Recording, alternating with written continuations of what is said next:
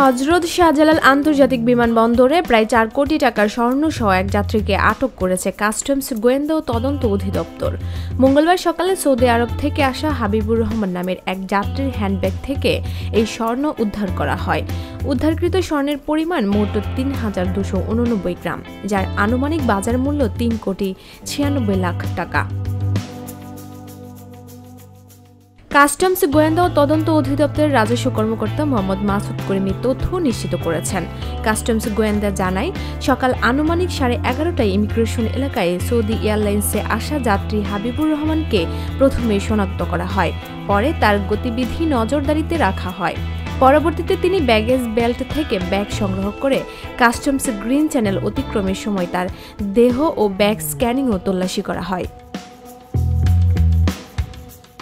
এ সময় তার হ্যান্ডব্যাগ থেকে 299 গ্রাম এবং বুকিং করা ব্যাগে থাকা 3টি ব্লেন্ডারের ভেতরে বিশেষ কায়দায় লুকানো 6টি স্বর্ণের বার পাওয়া যায়, যার মোট ওজন 2,990 গ্রাম।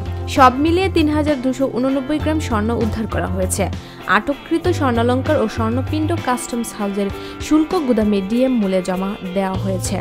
এছাড়া আটক যাত্রীর বিরুদ্ধে ফৌজদারি মামলা দায়ের করে তাকে থানায় হস্তান্তর করা হয়েছে। ডেস্ক রিপোর্ট, ভোরের পাতা।